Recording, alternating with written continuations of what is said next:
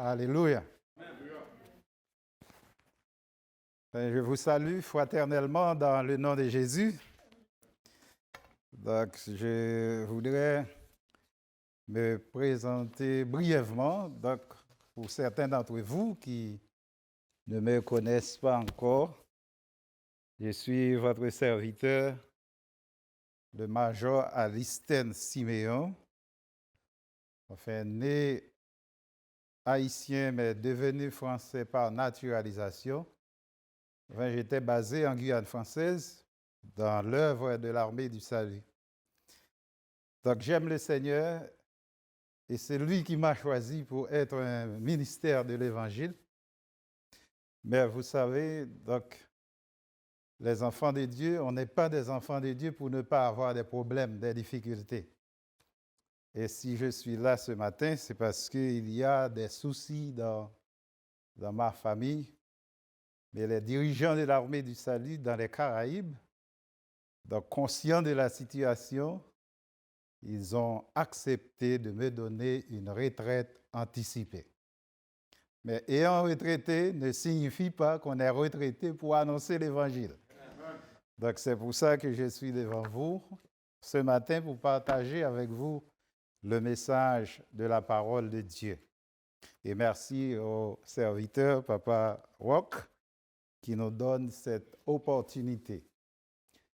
Donc, nous sommes dans une série « Tout ». Et ce matin, le titre de notre message, je voudrais partager avec vous sur « Tout perdre pour tout gagner en Christ ». Tout perdre pour tout gagner en Christ. Et je vous invite à lire avec moi le passage à Matthieu, chapitre 26, les versets 6 au verset 13. Comme Jésus était à Béthanie, dans la maison de Simon le lépreux, une femme s'approcha de lui, tenant un vase d'albâtre qui renfermait un parfum de grand prix. Et pendant qu'il était à table, elle répandit le parfum sur sa tête.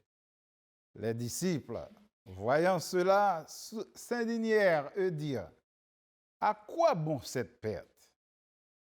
On aurait pu vendre ce parfum très cher et en donner le prix aux pauvres. » Jésus, s'en étant aperçu, leur dit : « Pourquoi faites-vous de la peine à cette femme ?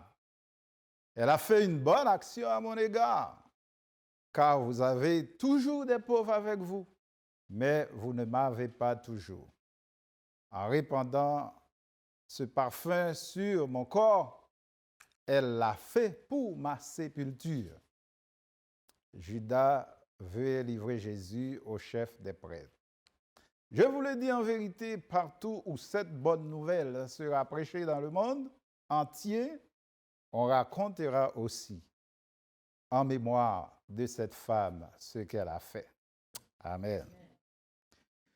Nous soulignons dans le verset 8 du texte que nous venons de lire, « À quoi bon cette perte ?»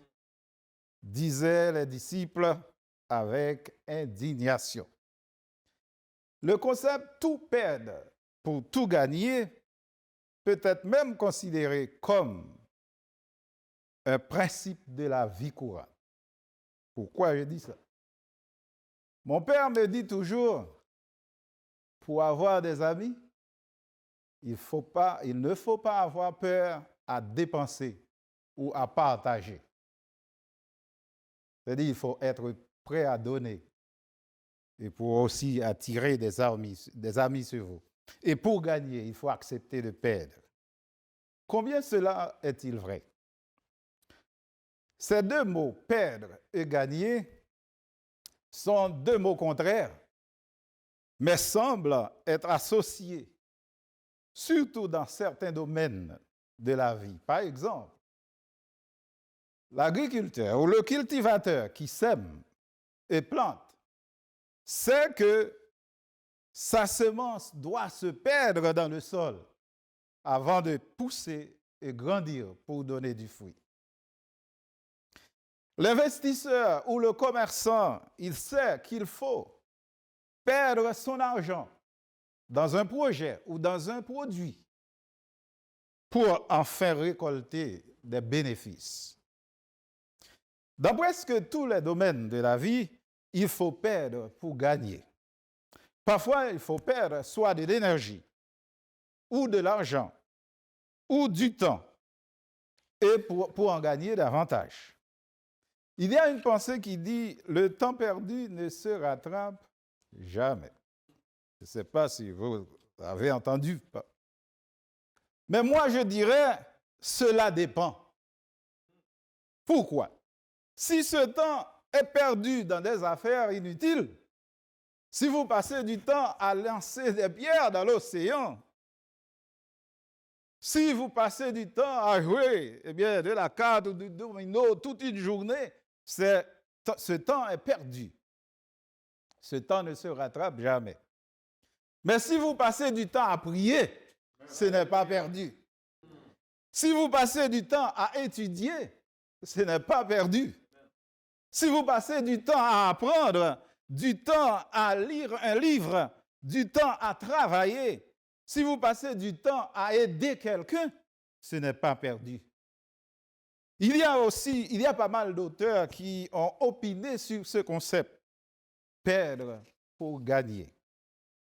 Il y a Luis Fernandez qui dit, pour gagner, il faut accepter de perdre. Pour gagner, il faut accepter de perdre. Toujours dans le concept. Et il y a aussi Louis XIV qui dit, c'est toujours l'impatience de gagner qui fait perdre. C'est l'impatience de gagner. Vous savez, nous avons toujours tendance à gagner, n'est-ce pas? Personne ne veut perdre.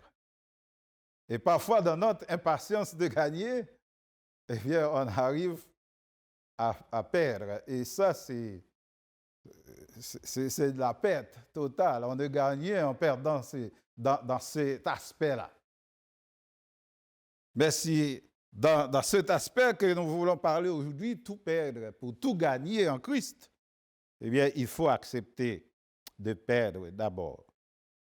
Et il y a aussi Jean-Jacques Rousseau, non, c'est de Souza.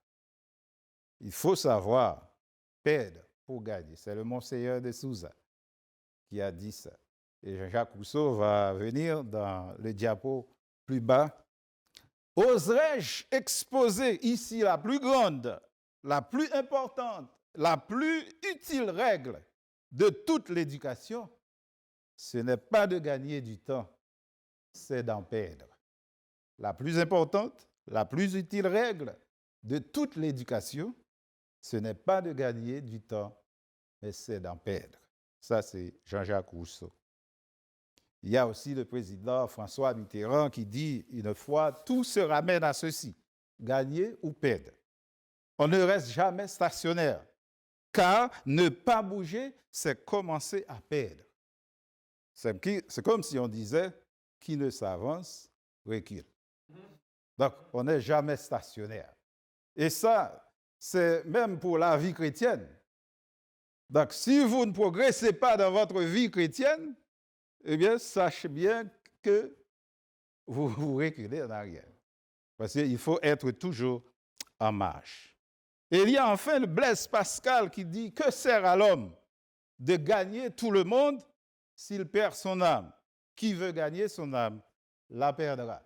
Mais c'est aussi un verset biblique. Il rejoint les paroles de Jésus dans Matthieu 16, 26, qui dit, que servirait-il à un homme de gagner tout le monde s'il perd son âme? Si l'on revient à notre texte du Matthieu 26, 6 à 13, on verra qu'une femme, selon Matthieu, et Marie, selon Jean, dans Jean 12, 1 à 11, on trouve ce même récit, a versé de l'huile ou un parfum de grand prix ou très cher sur la tête de Jésus et qui fut répandu sur tout son corps. A remarqué, selon Jean, que Jésus vient de ressusciter Lazare, le frère de Marie. Dans le texte de Matthieu, on ne trouve pas ça. Mais dans le texte de Jean, chapitre 12, 1 à 11, on trouve que Jésus venait de ressusciter le frère de Marie, Lazare, donc pas trop longtemps de cela. Et Lazare était présent à cette occasion-là. Donc Marie, pour sa part, voulait marquer le coup pour exprimer sa gratitude à l'égard de Jésus. Et remarquons aussi les disciples qui pensaient que ce n'était pas nécessaire. C'était même un gaspillage. À quoi bon cette perte? Ils croyaient même avoir une meilleure solution. Oh, on aurait pu vendre ce parfum très cher et en donner le prix aux pauvres, selon le verset 9. À noter la réponse de Jésus. Pourquoi faites-vous de la peine à cette femme? Elle a fait une bonne action à mon égard. Vous avez toujours les pauvres avec vous, mais moi non. Elle l'a fait pour ma sépulture. Entre parenthèses, elle annonçait la mort de Jésus. C'était une façon de préembaumer le corps de Jésus, qui devrait mourir dans peu de jours. Donc, selon Jean, c'était dans 6 jours avant la Pâque. Jean 12, verset 1er. Ce que cette femme a fait se répandra dans le monde entier, à travers le monde entier. Et la bonne nouvelle qui sera approchée. Et sa renommée sera connue par tous les hommes de tous les temps. Ce qui nous pousse à considérer ce matin 3 grandes leçons de ce récit.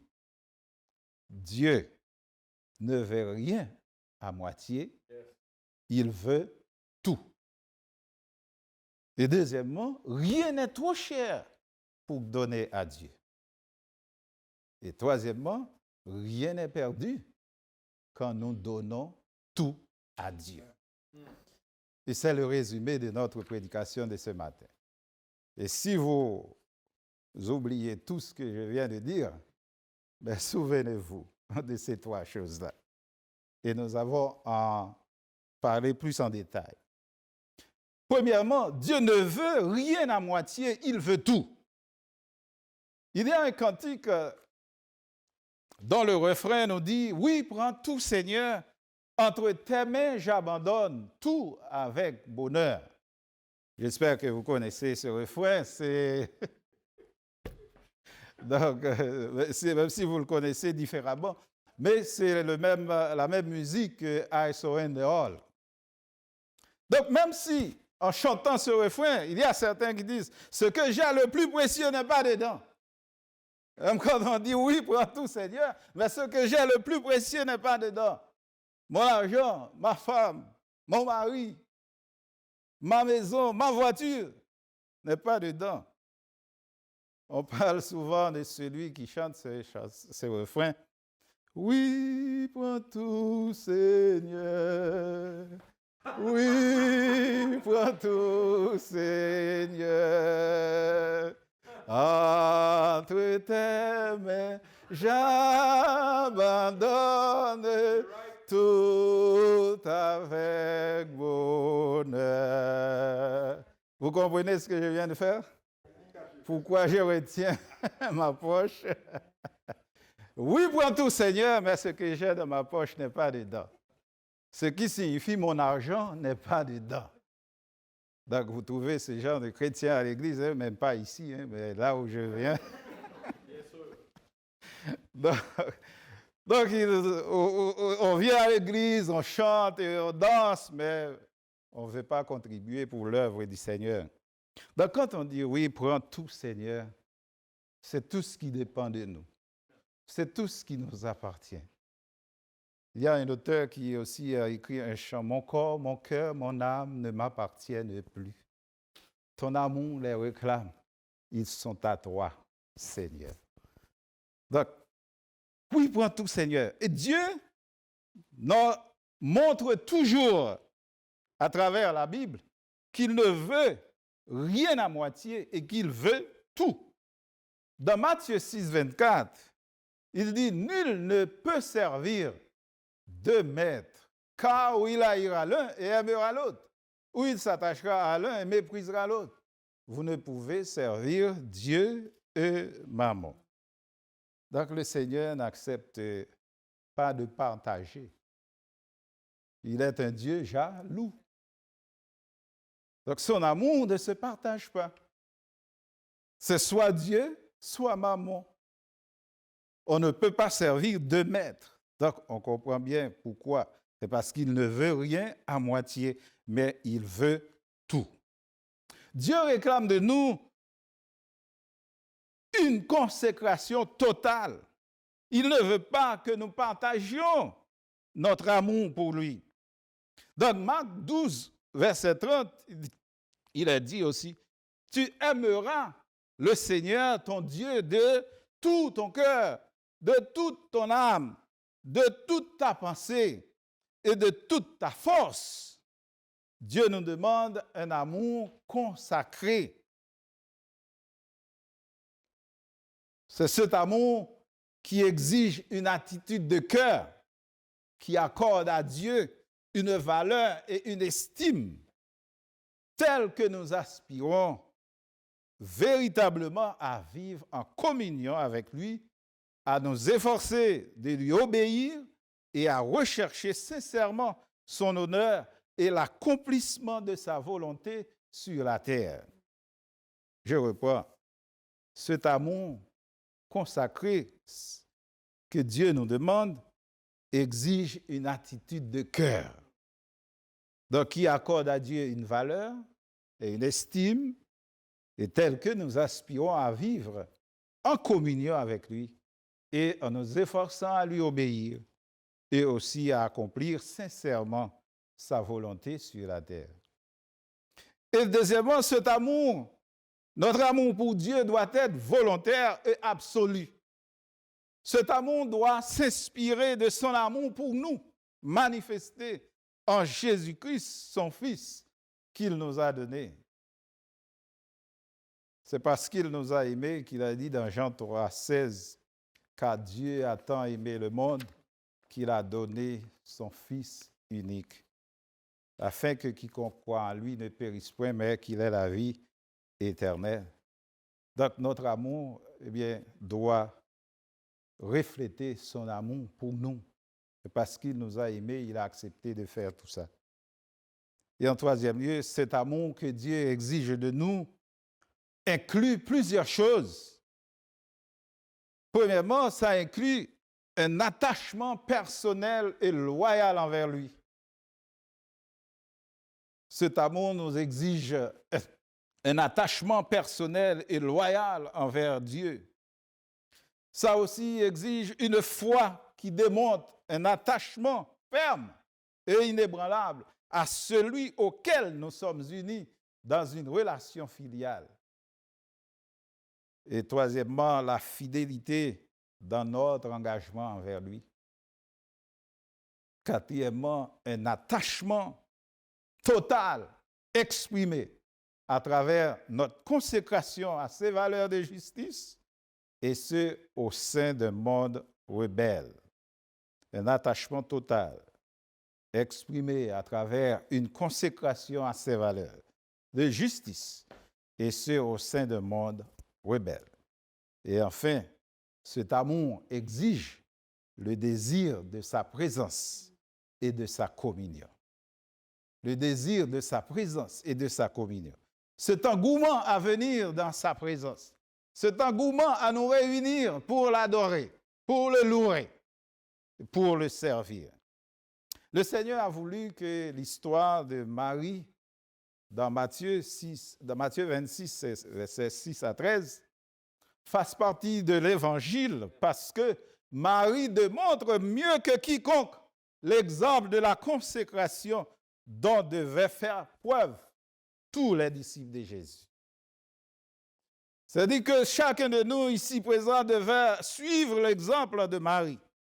Son acte était l'expression de son profond attachement et de son grand amour pour le Maître. Il a accepté de faire ça, de verser ce parfum le plus cher de l'époque, ouais, c'était pour exprimer son profond attachement et son amour pour le Maître. La foi chrétienne est avant tout un don de notre personne, un don de soi, un don de notre personne au service de Christ. Nous apprenons ici notre attachement volontaire et notre amour pour Jésus constituent l'aspect le plus précieux de notre relation avec lui. Jésus a tout fait pour nous sauver. Qu'est-ce que Jésus n'a pas fait? Philippiens 2, versets 7 à 8, dit, il s'est dépouillé lui-même en prenant une forme de serviteur, en devenant semblable aux hommes et ayant paru comme un simple homme. Il s'est humilié lui-même, se rendant obéissant jusqu'à la mort, même jusqu'à la mort de la croix. Il a tout mis de côté pour nous. Il a mis de côté sa gloire céleste. Sa gloire céleste. Jean 17, verset 4, 5 nous dit, je t'ai glorifié sur la terre, j'ai achevé l'œuvre que tu m'as donnée à faire. Et maintenant, toi, Père, glorifie-moi auprès de toi-même, de la gloire que j'avais auprès de toi avant que le monde fût. Donc Jésus, il avait de la gloire auprès de Dieu dans le ciel avant qu'il s'était humilié lui-même en devenant semblable aux hommes. Il a laissé sa gloire dans les cieux pour venir jusqu'à nous. Donc, c'est ce qu'il a fait. Il a laissé sa gloire céleste. Il a laissé aussi ses richesses. 2 Corinthiens 8, verset 9. Le pasteur l'a déjà mentionné dans sa prière. Il dit, car vous connaissez la grâce de notre Seigneur Jésus-Christ, qui pour vous s'est fait pauvre, de riche qu'il était, afin que par sa pauvreté, vous fussiez enrichis. Il s'est fait pauvre pour nous, afin que nous devenions riches. Il a laissé ses richesses pour nous. Il a aussi laissé sa position. Et Jean, chapitre 5, le verset 30, nous dit ceci. Je ne puis rien de moi-même. Selon que j'entends, je juge. Et mon jugement est juste. Parce que je ne cherche pas ma volonté, mais la volonté de celui qui m'a envoyé. Vous savez, le Seigneur, il a déjà dit dans sa parole, moi et mon Père, nous sommes un. Moi et mon Père, nous sommes un. C'est-à-dire, ils sont sur le même plan d'égalité. Mais là, il a accepté de venir en second plan pour se soumettre à son Père. Et là, il veut nous aussi que nous reconnaissions qu'il est venu pour faire la volonté de celui qui l'a envoyé. Donc, il a accepté une place de subordination par rapport à son Père. Donc, juste pour nous sauver, il a accepté de céder sa position, sa place auprès de son Père. Il a aussi laissé ses droits, selon Luc, chapitre 22, verset 27. Il dit, car quel est le plus grand? Celui qui est à table ou celui qui sert? N'est-ce pas celui qui est à table? Et moi, cependant, je suis au milieu de vous comme celui qui sert. Le Seigneur, il était le grand maître. Mais qu'est-ce qui servait les disciples? C'était lui. Qu'est-ce qui lavait les pieds des disciples? C'était lui. Et les disciples, ils recherchaient à reconnaître qui est le plus grand. Oh Maître, je veux être le plus grand dans ton royaume. Mais le Seigneur Jésus, il s'était passé pour celui qui sert. Et dans ce temps-là, un serviteur, une servante, était considéré comme le plus bas niveau. Et c'était cette leçon d'humilité qu'il a enseignée à ses disciples en acceptant de laver leurs pieds. en acceptant de prendre la place d'un serviteur, d'une servante. Donc, c'est pour dire, moi, étant le maître, je me suis descendu au plus bas niveau pour vous sauver, pour vous montrer comment vous devez vivre. Donc, il a accepté tout ça. Il a perdu sa gloire, ses richesses, sa position, ses droits pour nous sauver. Il a accepté d'endurer la souffrance, l'incompréhension, les mauvais traitements, la haine, ainsi que la mort maudite et cruelle sur la croix. Christ a tout fait, il a tout souffert, il a tout subi. Il a tout quitté pour nous sauver de la condamnation à mort du péché. Et c'est pourquoi rien n'est trop cher. Nous arrivons à notre deuxième point. Rien n'est trop cher pour donner à Dieu. Rien n'est trop cher pour donner à Dieu. Pour montrer son aspiration pour Jésus ou pour remercier le Seigneur Jésus, Marie était prête à verser tout le parfum le plus cher de l'époque sur la tête de Jésus. Pour elle, rien n'est trop cher pour donner à Jésus. Il en est de même pour nous. Quand on pense à ce que Christ a fait pour nous sur la croix, quand on sait comment il a souffert pour nous, comment il nous a sauvés, comment il nous a guéris, comment il nous a délivrés, comment il a pris soin de nous, il nous a protégés, comment il pourvoit à nos besoins, il nous a comblés de bienfaits qu'on ne peut même pas compter. Il n'y a rien qu'on ne pourra pas lui donner en retour. Il n'y a pas de service trop grand qu'on ne peut pas accomplir pour Dieu. Oh, je me souviens de David dans Psaume 51, le verset 17 à 19. Seigneur, ouvre mes lèvres et ma bouche publiera ta louange. Si tu eusses voulu des sacrifices, je t'en aurais offert. Mais tu ne prends point plaisir aux holocaustes. Les sacrifices qui sont agréables à Dieu, c'est un esprit brisé. Oh Dieu, tu ne dédaignes pas un cœur brisé et contrit. Si tu eusses voulu des sacrifices, je t'en aurais offert. C'est comme si David était prêt à tout. David était prêt à tout. Seigneur, si tu eusses voulu des sacrifices, je t'en aurais offert. Je suis prêt à tout faire pour toi. Et je me souviens aussi d'Ésaïe, dans chapitre 6, versets 6 à 8, après que l'un des séraphins eut touché ses lèvres pour lui enlever son iniquité et pour lui dire que son péché est expié.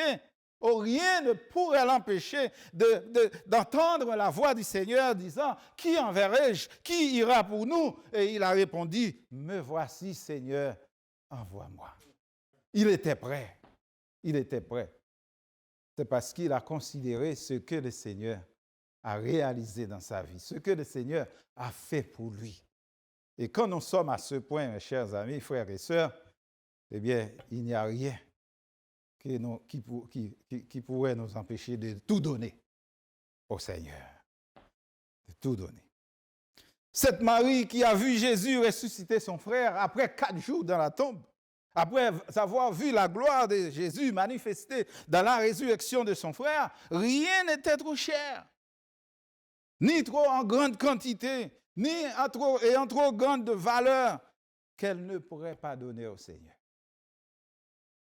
Considérons l'histoire du jeune homme riche dans Marc chapitre 10, versets 17 à 31. À la question « Que dois-je faire pour hériter la vie éternelle ?» Jésus lui répondit « Tu connais les commandements? Tu ne commettras point l'adultère, tu ne tueras point, tu ne déroberas point, tu ne diras point de faux témoignages, tu ne feras tort à personne, honore ton père et ta mère, etc. » Et le jeune homme répondit « Maître, j'ai observé toutes ces choses dès ma jeunesse. » Donc, il n'y a plus rien à faire. Mais Jésus l'ayant regardé, l'aima. Et quand il dit Jésus l'ayant regardé, l'aima, ce qui signifie pour nous, Jésus avait de l'affection pour lui, de l'appréciation pour lui. Et aussi, il le regarda avec indignation et lui dit, il te manque une chose. Va, vends tout ce que tu as, donne-le aux pauvres et tu auras un trésor dans le ciel, puis viens et suis-moi.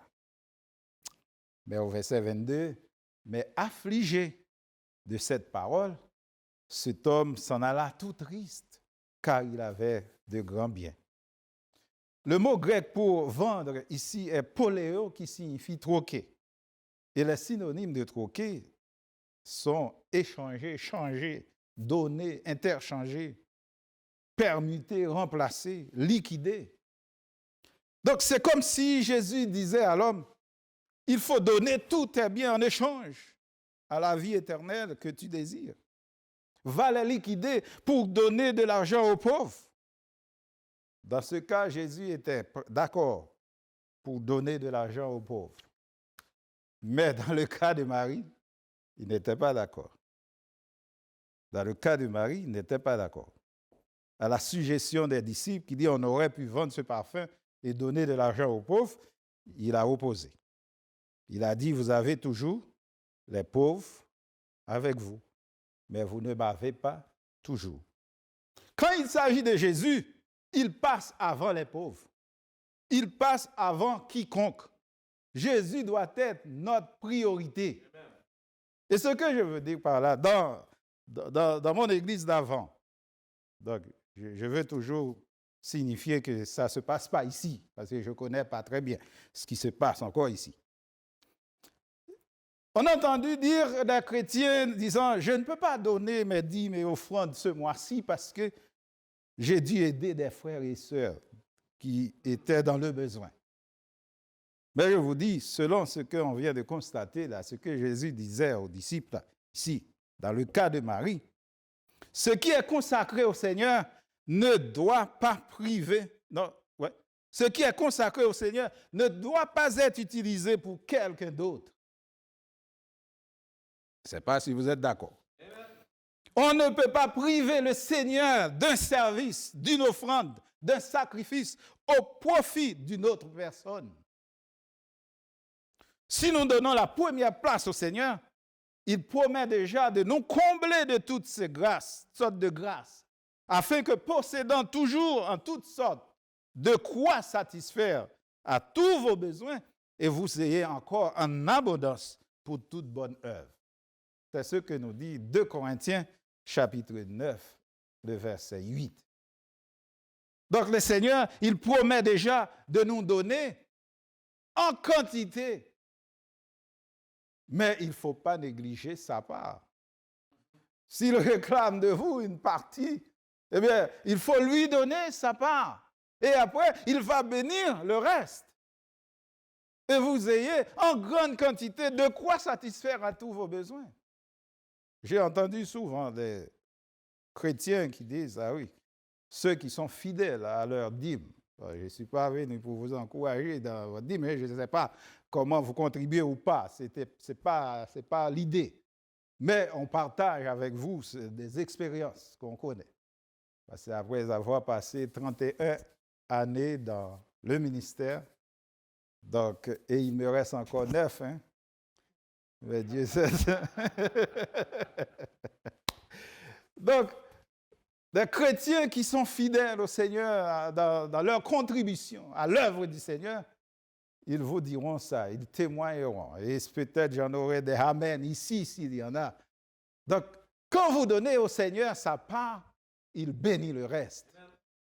Et il multiplie le reste. Vous n'aurez jamais de besoin. Oui, l'Éternel est mon berger, je ne manquerai de rien. Excusez-moi.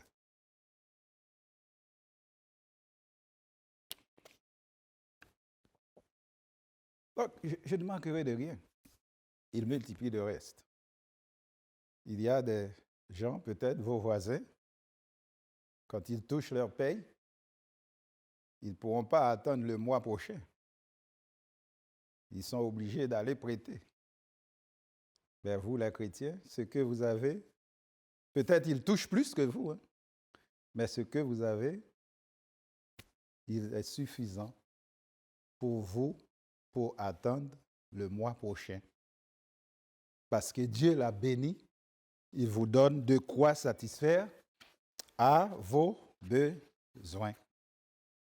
Donc le jeune homme riche ne pouvait pas se débarrasser de ses richesses. Elles étaient si nombreuses, ses biens étaient si grands et l'on empêchait d'avoir la vie éternelle. Donc ce matin, qu'est-ce qui pourrait nous empêcher, vous et moi, d'accéder à la vie éternelle, aux grâces et aux bénédictions de Dieu? Y a-t-il quelque chose de trop important, ayant trop de valeur pour nous, que nous ne pouvons pas abandonner? Ou que nous ne pouvons pas perdre pour Dieu? Rien ne doit être si précieux, si cher, qu'on ne pourra pas perdre pour notre Dieu. Car, ce qui nous amène à notre troisième point, rien n'est perdu quand nous donnons tout à Dieu. Les disciples avaient considéré l'acte de Marie comme étant une perte. À quoi bon cette perte? Ce parfum de grand prix qui coûte cher, pourquoi le gaspiller? Mais pour Marie, ce n'était pas une perte. Elle savait pourquoi elle faisait ce qu'elle avait fait. C'était une façon de dire merci au Seigneur. Et pour Jésus aussi, ce n'était pas une perte. Elle ne fait qu'embaumer mon corps dans le tombeau. Jésus parlait déjà de sa mort et c'était très significatif ce que Marie a fait. Marie a dévancé les femmes qui devaient aller au tombeau le premier jour de la semaine pour embaumer le corps de Jésus dans la tombe. Elle l'a fait à l'avance. Donc c'est ce que Jésus voulait expliquer à ses disciples, ce que Marie avait fait. L'acte de Marie est devenu une partie intégrante de l'évangile de Jésus-Christ.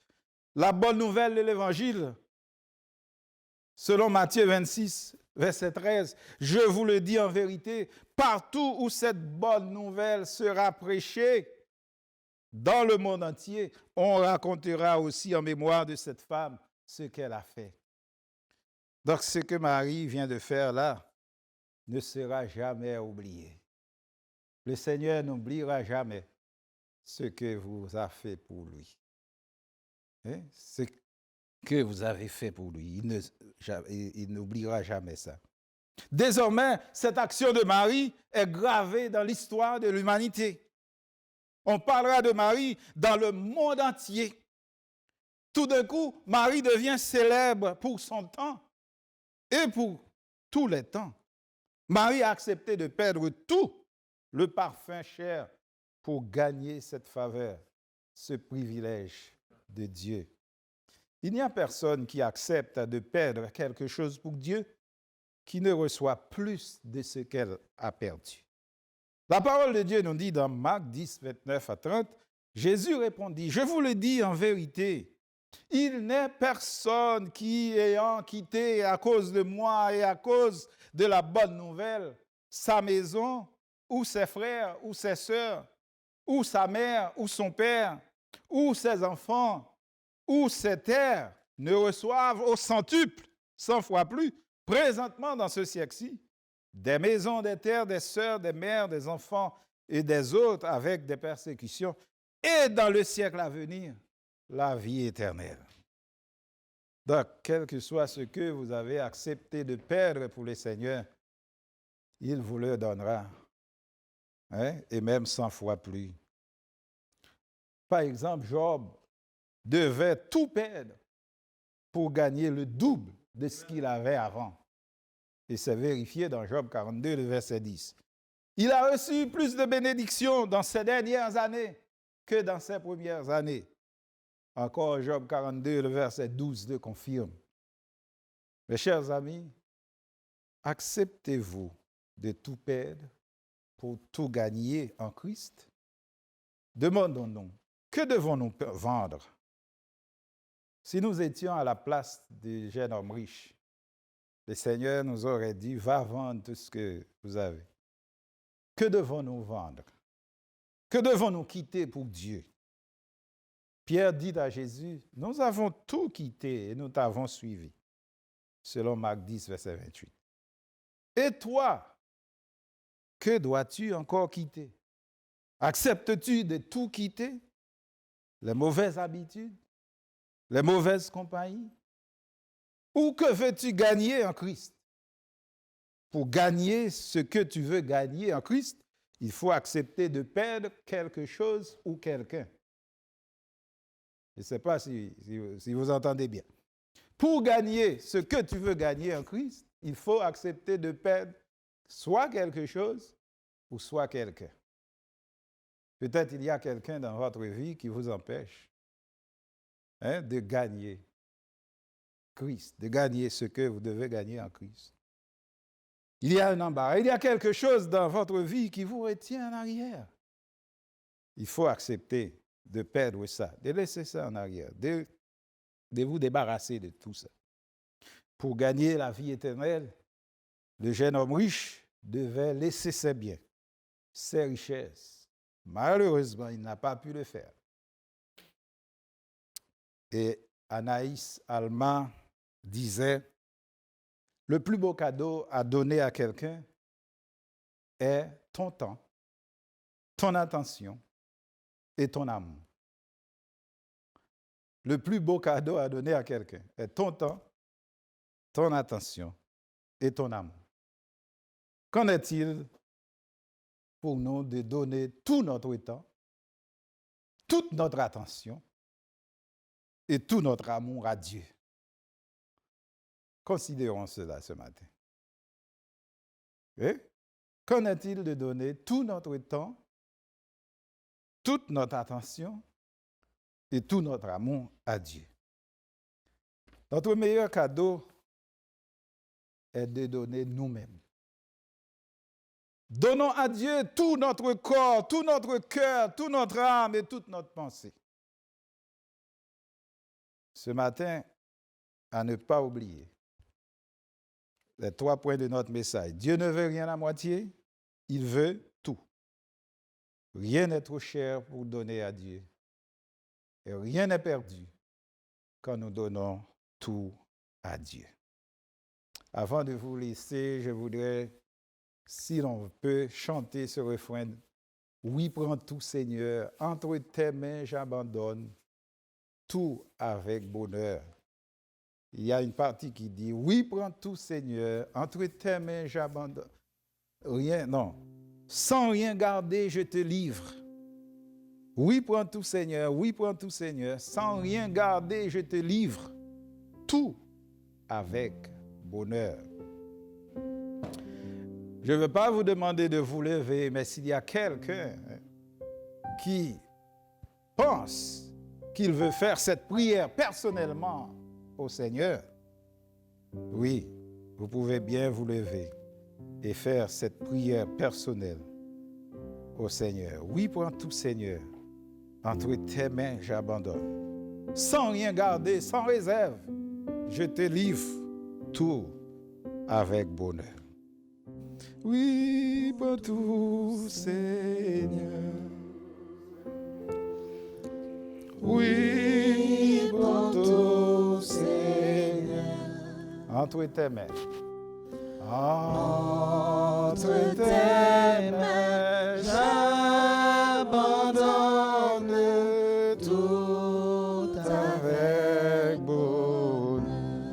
Encore une fois, oui, prends tout, Seigneur. Oui, prends tout, Seigneur.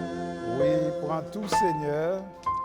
Oui, prends tout, Seigneur. Sans rien garder, je te livre.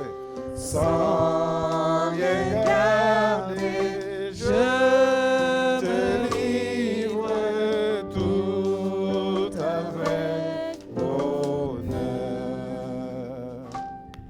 Prions le Seigneur. Éternel, notre Dieu, nous te remercions pour ce message d'aujourd'hui que tu nous as confié pour partager à ton peuple. Tu nous as parlé d'une façon si claire et que nous comprenons, Seigneur, que tu veux tout.